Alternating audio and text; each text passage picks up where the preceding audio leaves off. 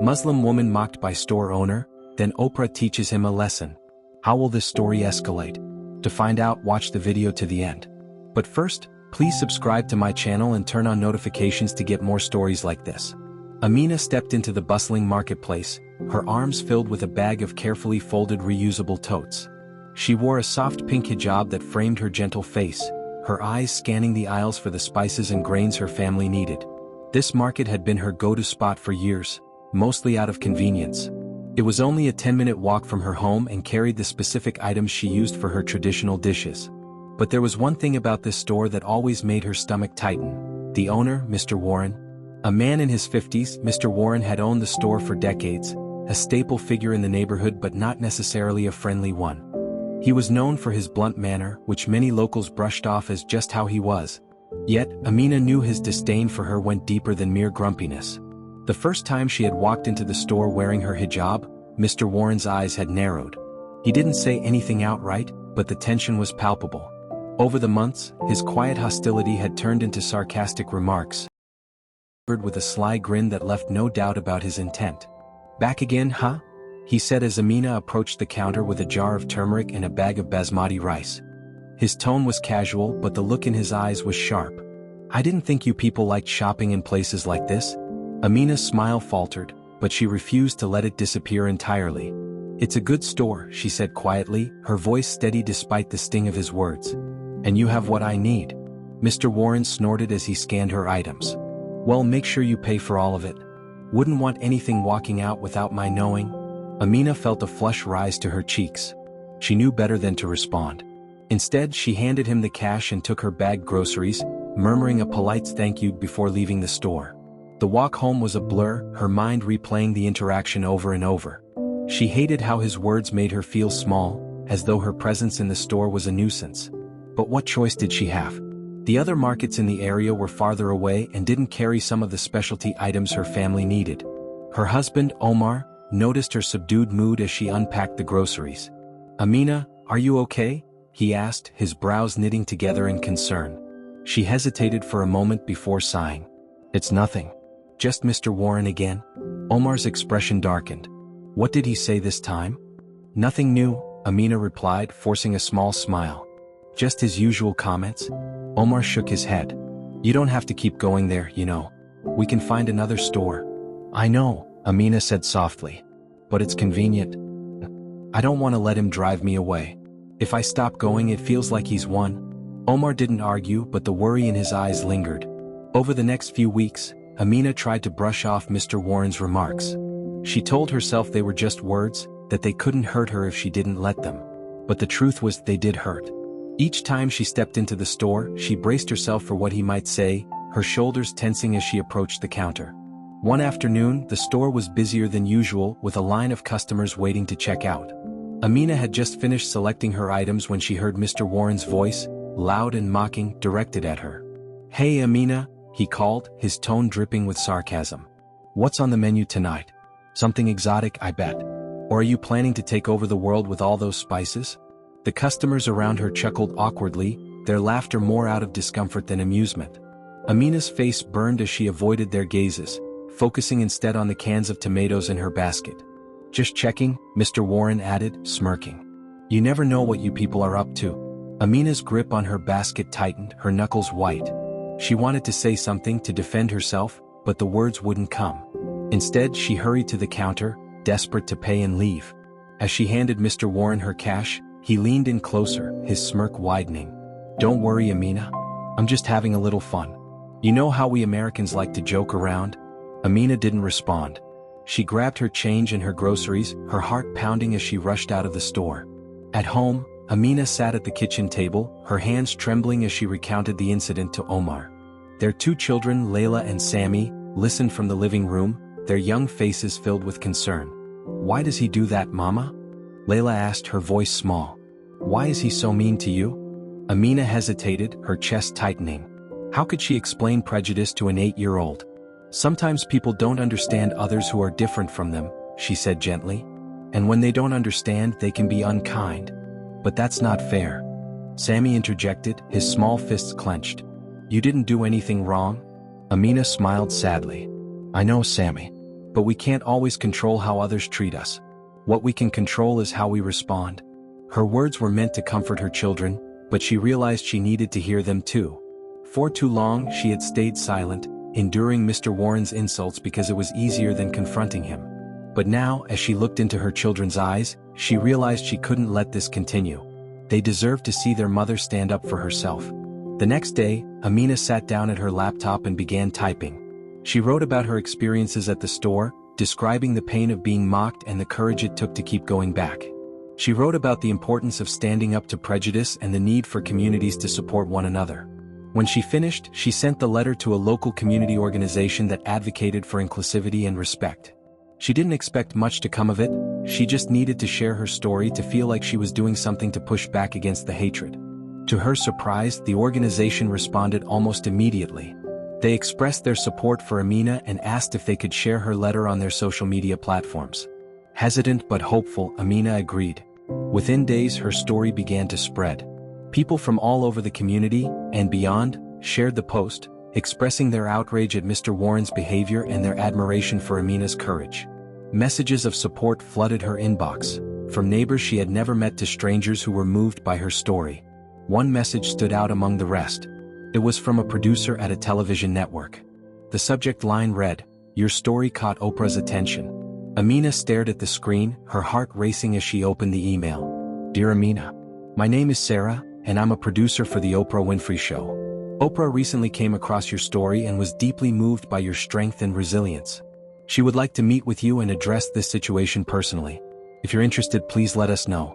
Best regards, Sarah." Amina's breath caught in her throat. Oprah? The Oprah? She could hardly believe what she was reading. But as the shock wore off, a sense of determination began to take hold. This was her chance, not just to stand up for herself, but to make a statement that prejudice and discrimination had no place in their community. Amina sat at her kitchen table rereading the email from Sarah, the producer for The Oprah Winfrey Show. Her mind was racing with a mix of emotions: disbelief, excitement, and nervousness. Could this really be happening? She had written her letter simply to share her story and raise awareness about the discrimination she had endured. She never imagined it would catch the attention of someone as influential as Oprah.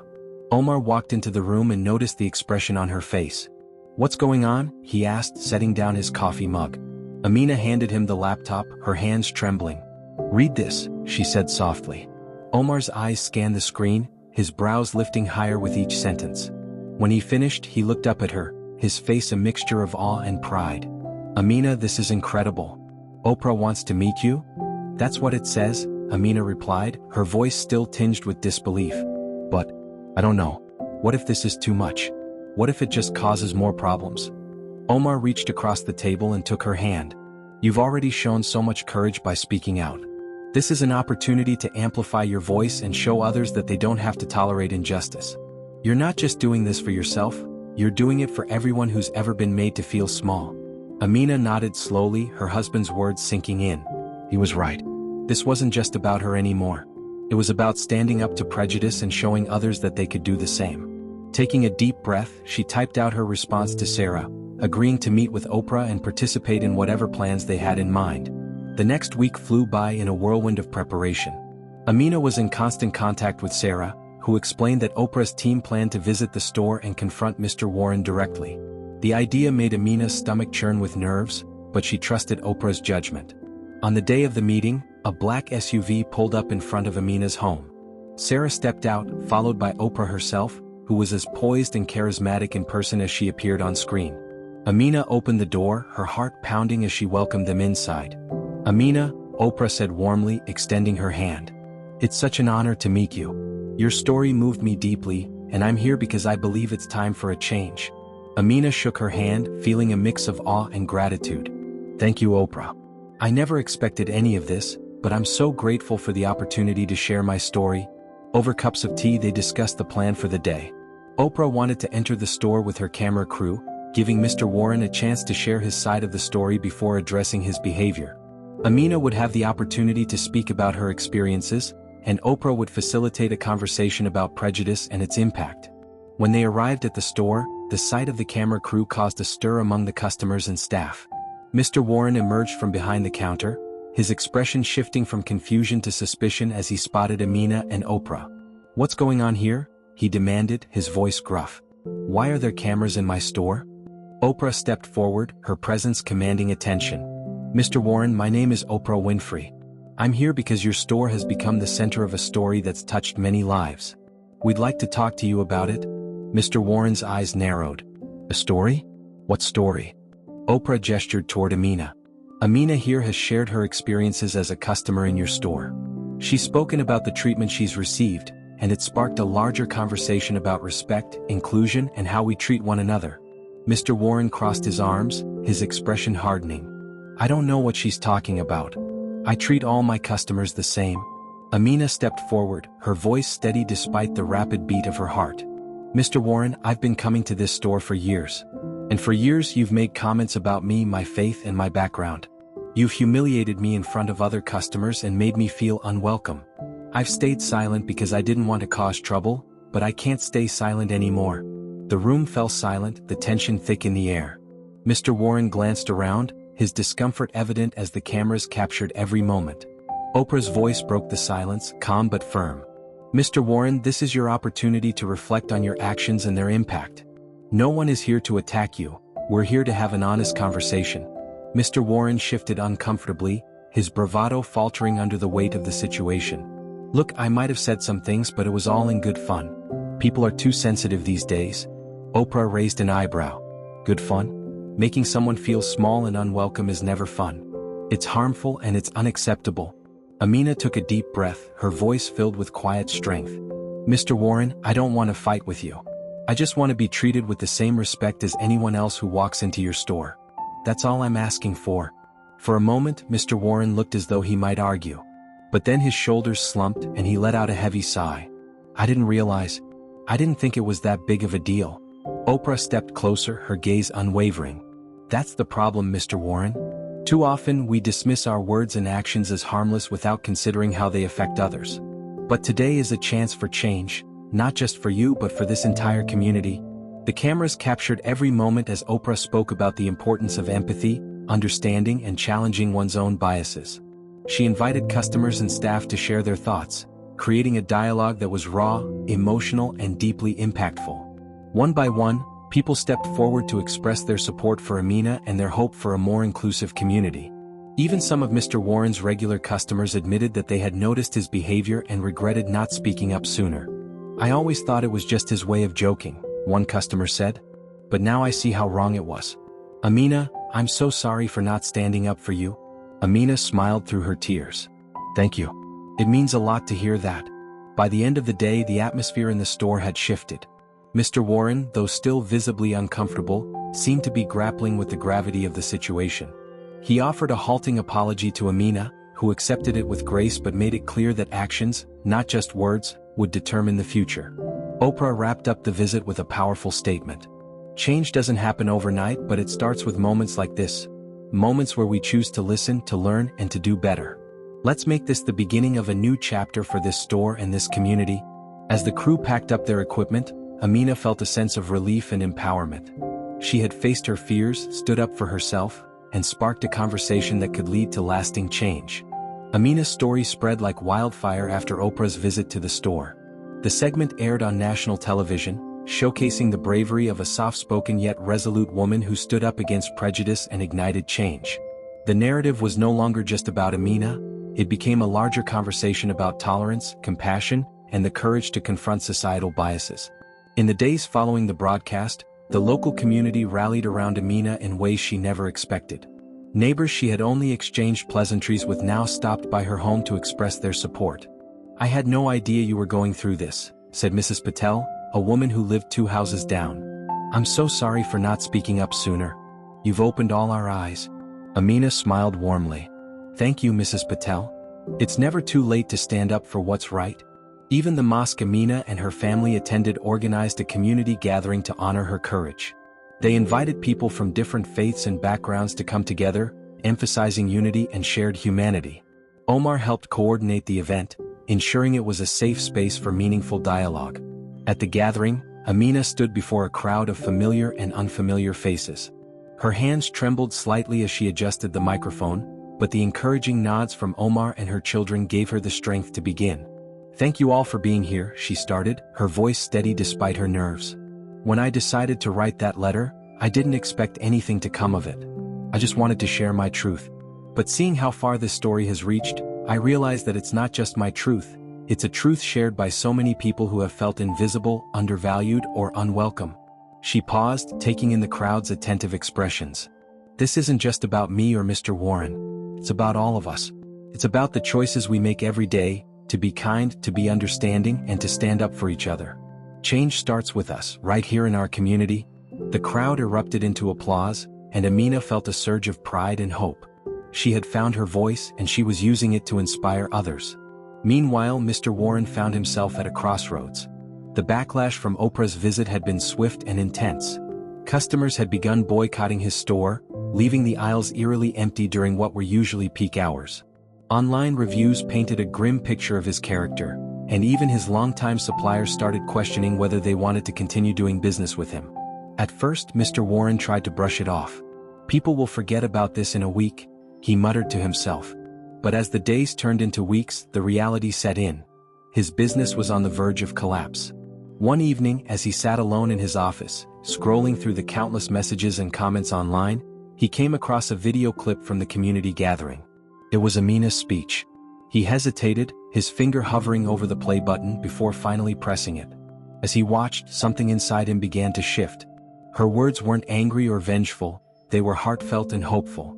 She wasn't asking for punishment, she was asking for change. For the first time, Mr. Warren saw her not as a target of his misplaced frustrations but as a person. Someone with dignity, strength, and an unwavering belief in the power of kindness. The next morning, Mr. Warren made a decision. He picked up the phone and called Amina. His hands were clammy as he waited for her to answer, unsure of what he would say. When Amina picked up, her voice was cautious. "Hello? Amina, it's Mr. Warren," he said, his tone softer than she had ever heard it. I wanted to apologize. For everything. I've been reflecting on my behavior and I realize now how wrong I was. I don't expect you to forgive me, but I wanted to tell you that I'm sorry." Amina was silent for a moment, processing his words. She could hear the sincerity in his voice, the vulnerability of a man trying to make amends. "Thank you for apologizing, Mr. Warren," she said finally. "I hope this means you're ready to make some changes." "I am," he replied. "I want to do better. If you're willing, I'd like to meet with you and talk about how I can make my store a place where everyone feels welcome." Amina hesitated. Part of her wanted to say no, to let him figure it out on his own. But another part of her, the part that believed in second chances and the possibility of growth, decided to give him the opportunity. "All right," she said. "Let's meet." When Amina arrived at the store later that week, she was surprised to see that Mr. Warren had already taken some steps to improve. A new sign hung in the window reading, "Everyone welcome here," and the shelves now featured a wider variety of products catering to the diverse community. Mr. Warren greeted her at the door, his usual smirk replaced with a humble smile. "Thank you for coming, Amina," he said. They sat down in his office and for the first time Mr. Warren listened. Amina spoke openly about her experiences, not just in his store but in life as a visibly Muslim woman. She shared the struggles, the pain, and the resilience it took to navigate a world that often viewed her with suspicion or hostility. Mr. Warren asked questions, not out of defensiveness, but out of a genuine desire to understand. He admitted that his prejudice had been fueled by ignorance and fear, and he vowed to educate himself and do better. By the end of their conversation, Amina felt a glimmer of hope. Change wouldn't happen overnight, but it was clear that Mr. Warren was taking his first steps toward becoming a better person. Word of Mr. Warren's efforts began to spread, and slowly, customers started returning to the store. He organized a community event to celebrate the store's newfound commitment to inclusivity, inviting Amina as the guest of honor. The event was a success, drawing people from all walks of life. Families, students, and elders gathered to share food, stories, and laughter. Amina spoke once again, her words carrying a message of unity and the importance of building bridges instead of walls. "This isn't about erasing our differences," she said. "It's about celebrating them. It's about recognizing that our diversity is what makes our community strong. Together, we can create a world where everyone feels like they belong." As the sun set on the event, Amina and Mr. Warren stood side by side, watching the crowd. For the first time, there was no tension between them, only a shared sense of purpose. "Thank you, Amina," Mr. Warren said quietly, "for giving me a chance to make things right." Amina smiled, her heart full. "Thank you for taking it." The success of the community event marked a turning point, not just for Mr. Warren and his store but for the entire neighborhood. The event had brought people together in a way that many couldn't remember happening before.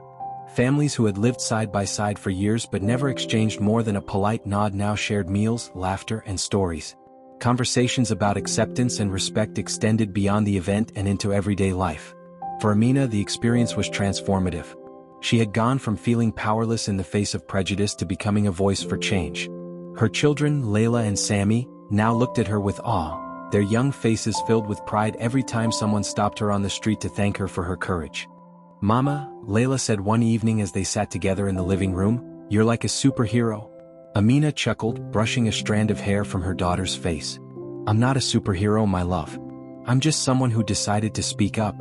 "But you changed so many things," Sammy chimed in. "Even Mr. Warren is nice now. That's like a superpower." Amina smiled, pulling both her children into a hug. "The real superpower is kindness and understanding.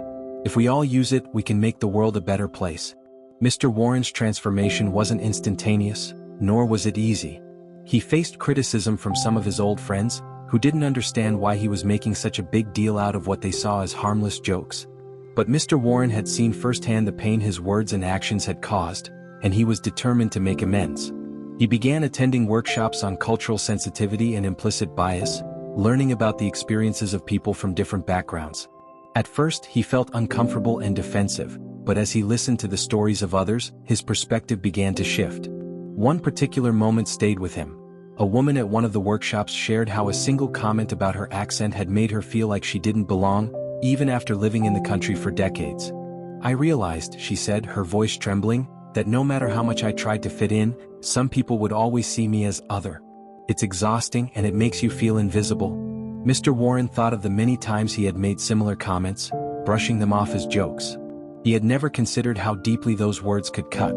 That night, he sat in his car for a long time, staring out the windshield and grappling with the weight of his actions. Determined to continue growing, Mr. Warren took additional steps to ensure his store reflected the diversity of the community.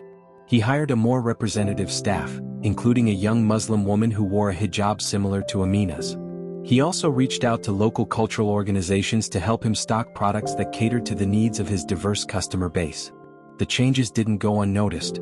Customers who had stopped shopping at the store began returning, curious to see if Mr. Warren's transformation was genuine. To their surprise, he greeted them with warmth and respect, often asking for feedback on how he could improve further. One day, Amina visited the store with her children. It was the first time she had been back since the community event.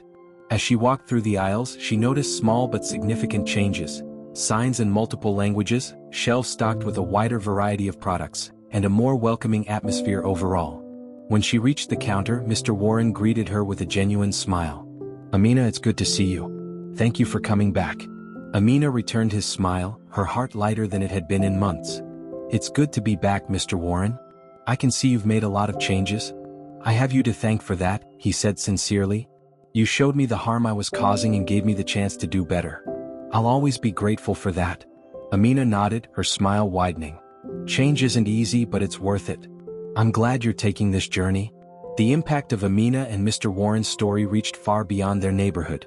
News outlets continued to cover the story, highlighting it as an example of how courage and dialogue could lead to meaningful change.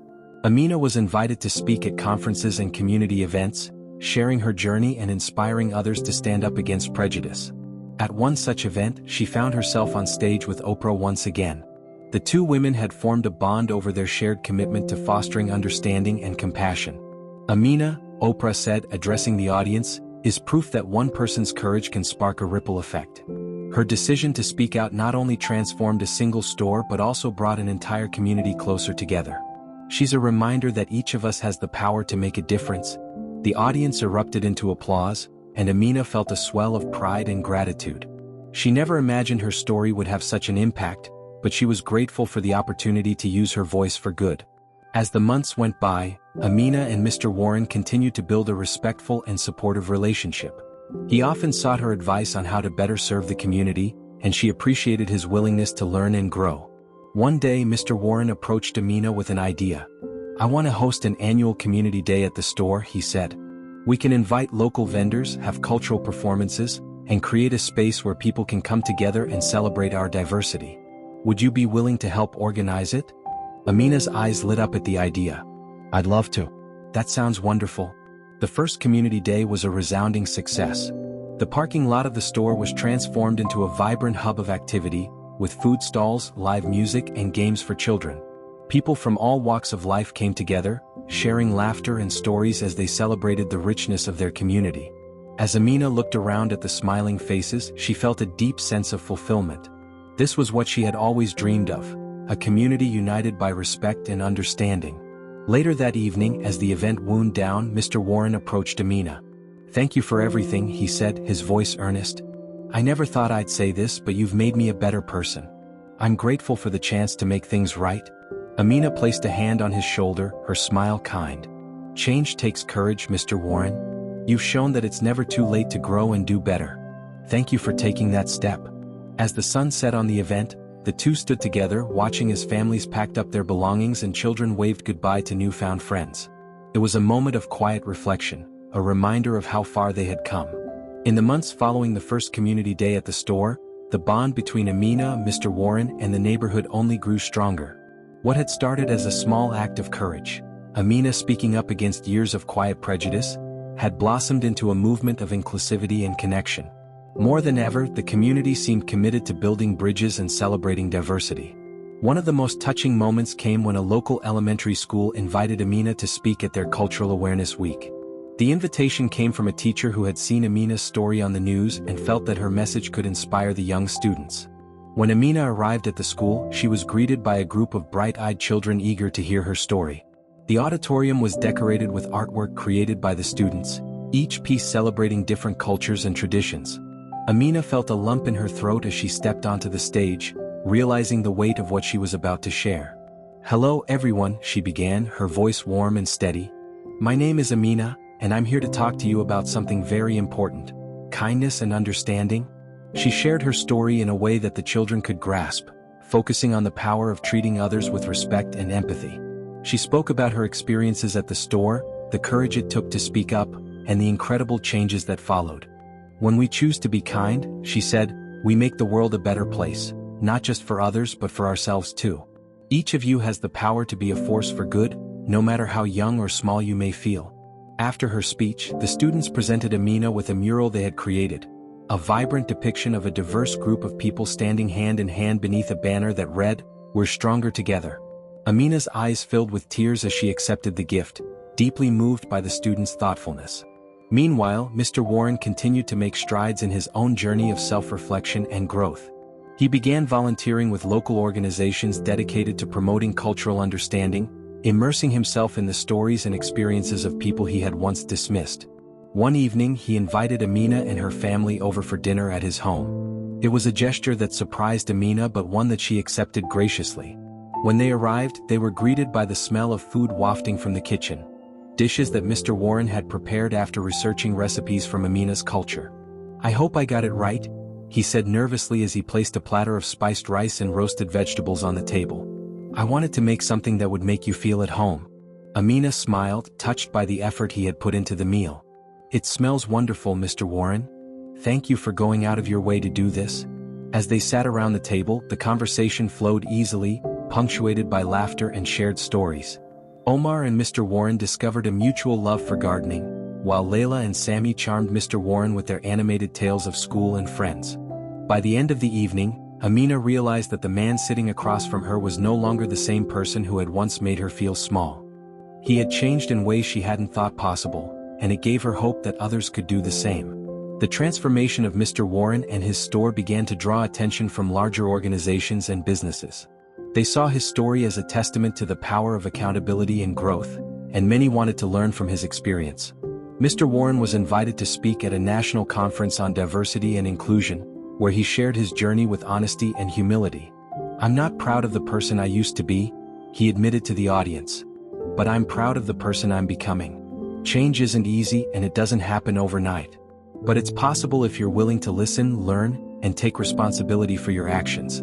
His speech was met with a standing ovation, and afterward he was approached by countless attendees who thanked him for his candor and courage. One woman, a business owner from another state, said, "Your story gives me hope. I've struggled with my own biases, but hearing how far you've come makes me believe I can change too." Amina also continued to use her voice to inspire others. She became a sought-after speaker, traveling to schools, community centers, and conferences to share her experiences and advocate for inclusion. Despite her growing platform, she remained grounded, always returning home to her family and her community, where her journey had begun. One day she received an email from a young woman named Layla, who lived in a small town hundreds of miles away. Layla wrote about how she had faced discrimination in her workplace and had been on the verge of quitting until she saw Amina's story on television. "You gave me the courage to speak up," Layla wrote. "I talked to my manager about what I was going through, and now they're working to create a more inclusive environment. Thank you for showing me that it's possible to make a difference." Amina read the email with tears in her eyes. Knowing that her story had empowered others to take action was the greatest reward she could have imagined. As time went on, Amina and Mr. Warren's partnership grew stronger. They continued to organize community events, bringing people together to celebrate their shared humanity. The annual Community Day at the store became a beloved tradition, drawing larger crowds each year. During one such event, Amina and Mr. Warren stood together on a small stage, addressing the crowd. Amina spoke first, her voice filled with warmth and gratitude. "This event is a reminder of how far we've come as a community," she said. "It's proof that when we choose to support one another, we can create something truly beautiful." Mr. Warren followed, his voice steady but emotional. "I'll never forget the lessons I've learned from Amina and from all of you. You've shown me that it's never too late to change, and I'm committed to continuing that journey every day." The crowd erupted into applause, their cheers echoing through the parking lot. Amina and Mr. Warren exchanged a smile, knowing that their shared efforts had made a lasting impact. As the sun set on the event, Amina sat with her family, watching as the last of the attendees packed up their belongings. Layla leaned against her shoulder, her eyes heavy with sleep. "Mama," she murmured, "do you think the world will always be this kind?" Amina kissed the top of her daughter's head, her heart swelling with love. "I hope so, my love. And if it's not, we'll just have to keep working to make it better." As the community day wrapped up and the crowds thinned, Amina sat on a bench near the store, watching the last rays of sunlight dip below the horizon. The event had been a resounding success once again, with people from all walks of life coming together to celebrate their shared humanity. Layla and Sammy played nearby, their laughter filling the air, while Omar spoke with some neighbors about the garden project he was starting at the mosque. Mr. Warren approached her, carrying 2 cups of tea. "Thought you might need this," he said, handing her one. "Thank you," Amina replied, taking the cup and smiling. They sat in silence for a moment, sipping their tea and watching the children play. It was a comfortable silence, one filled with mutual respect and understanding. "You know," Mr. Warren said after a while, "I never imagined my life would take this turn. If I knew that I'd be hosting community events and speaking at conferences about inclusion, I would have laughed." Amina chuckled. "Life has a way of surprising you." He nodded, his gaze thoughtful. "I used to think change was something that happened to other people. But now I see it's something you have to choose. And I'm grateful every day that you gave me the chance to make that choice." Amina's smile widened. "You chose to take that chance, Mr. Warren. That's not easy. But it's made all the difference." As the weeks turned into months, the ripple effects of their story continued to grow. The store became a model for other businesses in the area, inspiring owners to evaluate their own practices and make changes to better serve their communities. Mr. Warren's efforts didn't go unnoticed, and he was invited to collaborate on a citywide initiative to promote diversity and equity in local businesses. Amina, meanwhile, found herself busier than ever. Her speaking engagements took her to cities and towns across the country, where she shared her story with audiences eager to learn and grow. She was often approached by people who had been moved by her words, each one sharing their own experiences of overcoming prejudice or finding the courage to stand up for themselves. One evening, after returning home from a trip, Amina found a letter waiting for her on the kitchen counter. Omar had placed it there, knowing it was something she would want to see right away. The envelope was simple, with no return address. Inside was a handwritten note. "Dear Amina, I watched your story on television and I wanted to say thank you. I've lived my whole life feeling like I didn't belong, like I was invisible. But seeing you stand up for yourself and create change gave me hope. You made me believe that I deserve to be seen and heard too. Thank you for your courage. You've changed more lives than you'll ever know." With gratitude, a friend. Amina held the letter close, tears streaming down her face. It was moments like this that reminded her why she had taken that first step, why she had written that letter and faced her fears. She had never sought recognition or praise, only the chance to make a difference. And now she knew she had. Back at the store, Mr. Warren continued to find ways to give back to the community. He started a scholarship program for young people in the neighborhood, naming it after his late wife, Margaret, who had always believed in the importance of education. The scholarship aimed to support students from diverse backgrounds, helping them achieve their dreams. Amina was one of the first people he told about the program. "I want it to be something meaningful," he said. "Something that shows this community how much it means to me." "It already does," Amina replied. "This is a wonderful way to honor Margaret's memory and invest in the future." The scholarship quickly became a point of pride for the neighborhood, with businesses and community members contributing to the fund. Each year, the recipients were celebrated at a special ceremony held at the store, where they shared their aspirations and thanked the community for their support. One evening, Amina received a call from Oprah's producer, Sarah. "Amina, we're doing a follow-up segment on your story," Sarah said. "We want to show the world how far things have come since that first visit to the store. Would you and Mr. Warren be willing to participate?" Amina agreed, and soon the cameras were back in their neighborhood. The new segment highlighted the incredible changes that had taken place. The thriving store, the annual community events, the scholarship program, and the lasting friendships that had formed. During the interview, Oprah asked Amina what she had learned from the journey. "I've learned that courage is contagious," Amina said. "When one person speaks up, it inspires others to do the same. Change doesn't happen overnight, but it starts with a single step. And when we take that step together, we can achieve incredible things." Oprah smiled. "You've shown us all what's possible, Amina. Thank you for your bravery and for reminding us of the power of kindness." As the years passed, the legacy of Amina and Mr. Warren's story continued to grow. The store remained a hub of the community, a place where people felt welcome and valued. The annual Community Day became a cherished tradition, bringing together generations of families. Amina's children grew up watching their mother's courage and resilience, carrying those lessons with them into their own lives.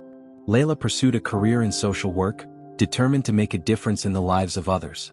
Sammy became a teacher, dedicated to creating inclusive and supportive classrooms where every child felt seen and heard. Mr. Warren, now in his 70s, often reflected on the journey that had brought him to this point. He remained deeply involved in the community, mentoring young entrepreneurs and continuing to advocate for equity and inclusion. One day, he and Amina sat together at the store, watching as customers bustled through the aisles. The shelves were stocked with products from around the world, a testament to the diverse community they served. "You know," Mr. Warren said, "I used to think this store was just a business. But now I see it's so much more. It's a place where people come together, where they feel like they belong. And that's all because of you, Amina." Amina shook her head, her smile gentle. "It's because of all of us, Mr. Warren. Change is never a solo effort. It takes a village." As they sat together, the sun streaming through the windows, Amina felt a deep sense of peace. The journey had been challenging, filled with moments of doubt and fear. But it had also been transformative, showing her the strength she carried within and the power of a community united by love and respect. This was her legacy, not just as a woman who stood up against prejudice, but as someone who inspired others to believe in the possibility of change.